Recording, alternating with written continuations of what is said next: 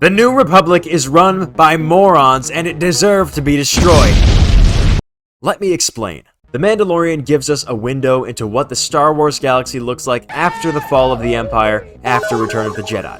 While its main plot follows the adventures of Din Djarin and Magic Shrek, it also gives us a little bit of insight into the new defining galactic government, the New Republic. Now, the first time we saw the glorious New Republic on screen, its capital worlds were getting destroyed by a rising fascist military force spawned from the Outer Rim.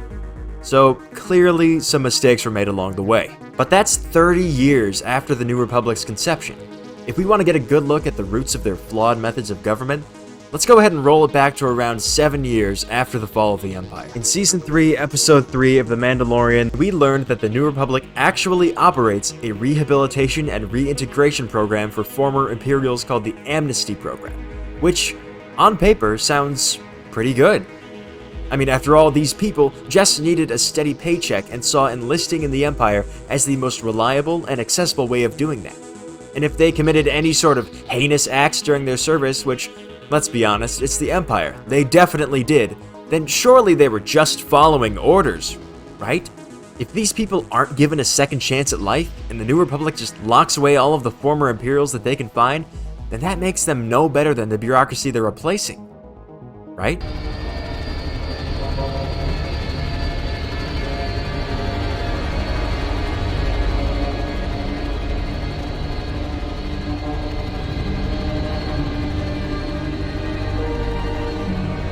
Yeah, not exactly.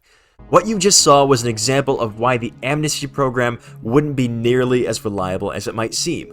Here, Elia Kane, the former Imperial officer who served under Moff Gideon, war criminal Moff Gideon, genocidal maniac Moff Gideon, has set up our good friend Dr. Pershing, presumably so that he wouldn't be able to provide the New Republic with any sort of scientific assistance that could actually be useful and make a real change in the galaxy. This line of thought can be supported by this later scene, in which after Pershing is hooked up to a modified version of a machine called a Mind Flayer, Kane turns it up to 11, most likely either wiping his memory or fully turning his brain into stew. What we're seeing here could be exactly what we're looking for in our search for an explanation as to why the New Republic failed. Now, I'm no expert on criminal justice, nor do I claim to be, but the last time we saw Kane before this episode was in Season 2, in which she took no issue with kidnapping an infant that may very well be the last of its species to possibly kill the thing, and she seems all too comfortable taking orders from Space Hitler. And yet, now, 2 canon years later after that episode, we're meant to believe that she's been fully rehabilitated? That she's completely right in the head? No. Any reasonable justice system, especially one in a galaxy where there most likely exists an advanced form of truth serum, should ever take in an individual who willingly served a war criminal for what we can assume is at least 5 years, throw them into an accelerated learning course for 2 years, and expect them to come out as a changed individual that's seen the error of their ways. Am I saying rehabilitation couldn't work? Of course not. People like Pershing clearly can see the benefits of it. But it's that other crowd that makes it all the more dangerous. It made sense to rehabilitate and use Pershing in government work, as his research could seriously benefit the New Republic, as said in the show. But it's too much of a risk to take these Imperial officers and immediately give them a place in government. Which brings me to this next point.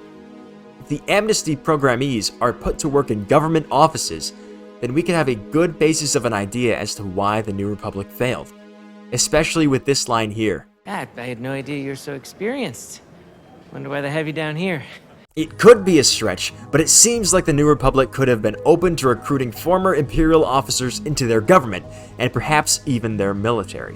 Which, if this episode tells us anything, it's that can only lead to betrayal and 5 exploded planets.